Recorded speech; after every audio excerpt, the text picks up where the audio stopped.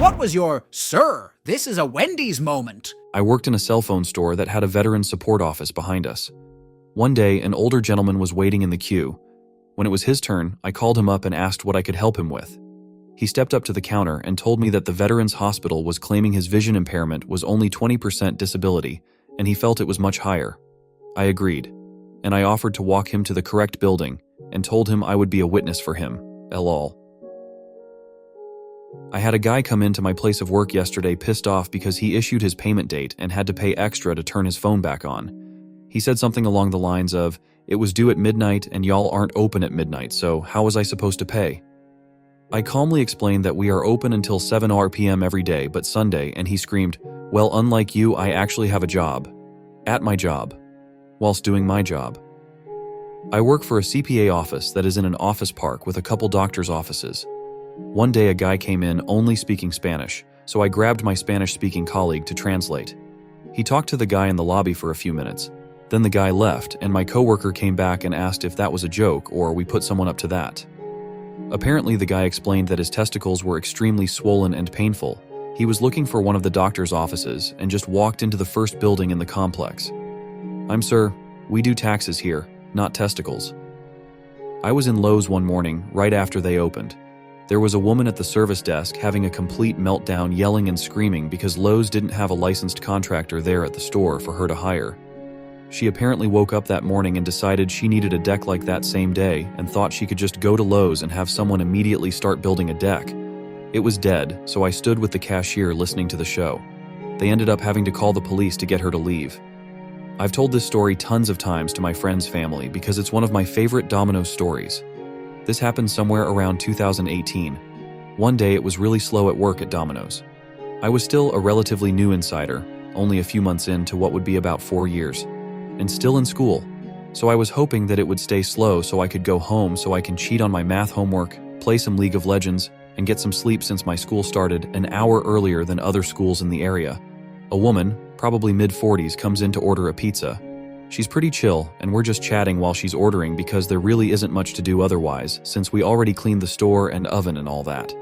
After she gets her pizza all done up, I ask her if she'd like any drinks. She's like, "Oh, what do you guys have?" I'm running down the drink options, and she notices Coca-Cola and looks at me wide-eyed like she just saw someone get hit by a car. "Don't you know they put human embryos in Coke?" "I'm sorry?"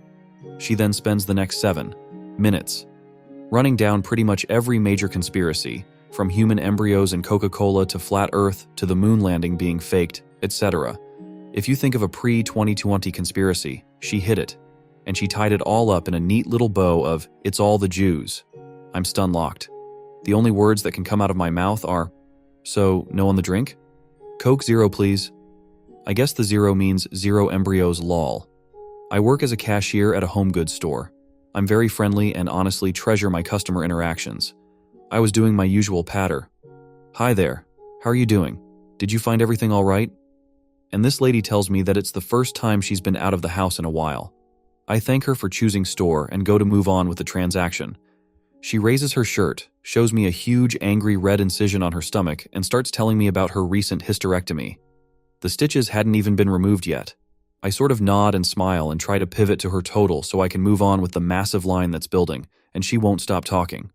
I had to call for a backup cashier while getting a very detailed description of surgery, uterine cancer, and the recovery process. She didn't drop her shirt the entire time. I worked in a local cafe, newsstand, a convenience store type spot. We also had a Ticketmaster outlet for a bit. Our small town had an annual concert that usually ran 2 or 3 nights. It was really popular with the local folks, so it brought in a lot of foot traffic with people buying tickets. My boss was honestly a small business mastermind. That was the extent of our involvement. We sold and printed gate passes. On night 1 of the event, I was closing the store as usual, at 10 p.m. An irate woman called wanting to file a noise complaint about the concert. I was like, "Ma'am, you must have the wrong number. This is local cafe." She insisted that she was filing an official noise complaint and demanded to speak to the owner. Right now, 10 p.m. on a Friday? Yeah, he's not here. He also isn't the police and doesn't deal with noise complaints. Also, it's only 10 p.m., and this concert has been widely advertised for months. She then went on a wild rant that we needed to do something About the noise, since we sold tickets. She wouldn't let me off the call and was going berserk. I told her I was going to disconnect, since we had nothing to do with the event or the noise. She called back multiple times, and finally I just let the phone ring. Was still ringing when we locked up. Ma'am, are you okay? I used to work for Kmart. Someone came into the store and wanted to know where the pet department was located. We only had one aisle of pet items, and it was mostly items for dogs, cats, food, litter, toys, etc. I took the customer to the aisle, and they said, "This is it?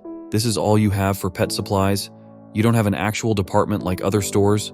"Yes, sir, we just carry the basics. If you need a bigger selection, there is a Pet Supplies Plus located at the other end of the plaza." The customer got upset and said, "But if I wanted to go to Pet Supplies Plus, I would have gone there. But I wanted to go to Kmart. So I'm guessing you don't have fish food or anything like that?" I showed him the same selection of fish food, and he got upset.